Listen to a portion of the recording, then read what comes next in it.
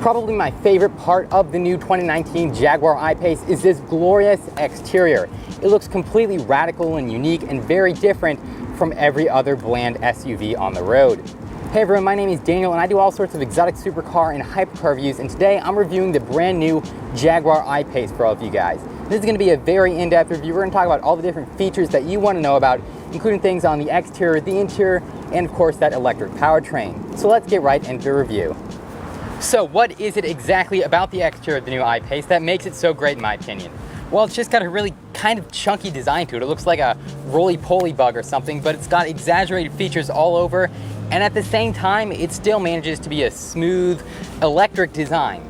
I really love the way Jaguar styled these LED headlights up here because, of course, they have the classic Jaguar J-blade design to them, where if you kind of follow it across the car, it forms a bit of a J, but it's also got a very, very sharp design to it that's kind of contrasted by the rest of the car, which is so smooth and electric. And obviously we have the signature Jaguar grille, but since there's no engine there to cool, it just diverts air over through that hood vent to really improve aerodynamics on the car. And also on the lower vent there, they've got flaps that can open or close to divert air to help cool some of the battery packs.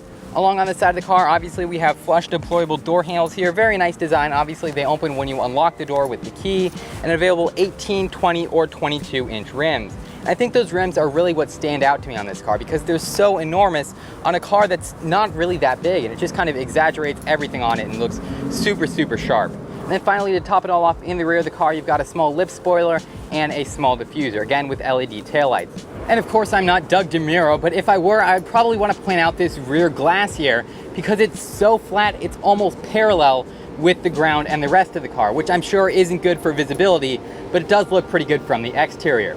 You know, a lot of people actually think I'm Doug DeMuro's son. I'm not.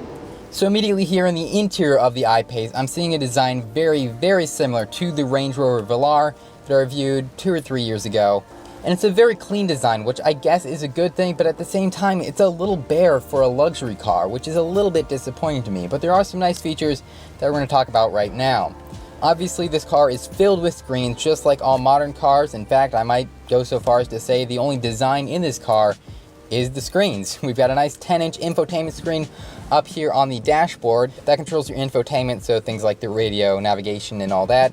But then immediately below that, we've got another screen, 5.5 inches, that controls things like your air conditioning and some of the car's settings. And then finally, to top it all off, we have a 12.3-inch digital gauge cluster. So everywhere you look in this car, you've got a million screens. Even things that aren't screens look like screens. Over here, we've got some accents to the car. They look exactly like a screen that's been turned off. So it matches, but at the same time, not a ton going on in here, which is a little bit disappointing, Jaguar. And really the only thing that even stands out to me in this interior is the weird little cubby hole you got here, where you can access it from between the control stack here or from either side. And there's not really much that could fit in there other than your phone, but it's kind of got it's a bit of a quirk in this car. And I swear, I'm not related to Doug. I haven't watched his review of the I-Pace. Please don't comment weird things about him and I. Now, unfortunately, the standard seats in this I-Pace are manual adjustment only. You've got electric tilt, but other than that, everything is manual adjustment, which is a little bit disappointing. Again, this is a luxury car. You should expect better features than, say, an average Honda or Toyota. Now, obviously, you can opt to have 18-way power adjustable sports seats and all that, but obviously, you're gonna have to pay more for that. And again, with the dashboard, we get this nice sort of plastic feel. You can't have leather, but you gotta pay an extra $1,500.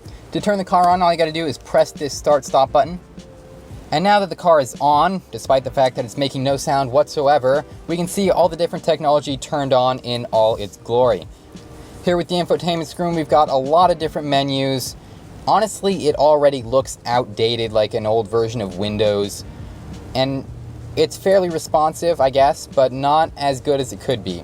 Here we can see the navigation. Okay, that is pretty good. It works basically like a smartphone where you can pinch and zoom, so that's not bad. These rotary dials here actually have a number of different functions, so you can twist them, you can press them, you can actually pull them out and then twist them. So you've got a lot of different things going on with just these two buttons here.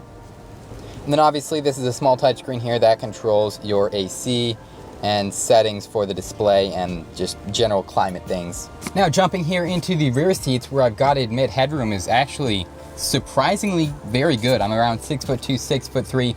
Legroom could be a little bit better, but headroom is not at all an issue. But anyway, here in the rear seat of the car, I'd like to take a moment to talk about some of the numbers with this car, because these are very, very important to owners of this car, or potential owners of the I-Pace. This is the first all-electric Jaguar SUV and has 2 electric motors pumping out 394 horsepower and impressive 512 pound-feet of torque. Now, that's all fine and good, but of course what everyone wants to know is what's the range on this car? Well, it comes with a 90 kilowatt hour battery, which under the correct conditions should give the I-Pace 234 miles of range, which for electric cars in the year 2019, that's pretty decent. Obviously, as technology advances, Jaguar is going to upgrade that. Hopefully, eventually we'll be seeing cars with 300, 400, even 500 miles of range with just one charge. And this isn't quite as important, but obviously with that instant torque from the electric motor, 0 to 60 is going to be in just 4.5 seconds, and top speed is going to be 124 miles per hour. But honestly, it's an I-Pace. No one's going to track this. And of course, I have to give a huge thank you and special shout out to Crown Jaguar Land Rover here in St. Petersburg, Florida, for allowing me to review this I-Pace today. I'll leave a link to their inventory below. If you want to check out my review of the E-Pace, you can do so by clicking right there, or I also got to review and drive the Audi Q8, so you can check that out right there. As always, thank you so much for watching. Remember to like, comment, and subscribe, and I'll see you guys in the next review.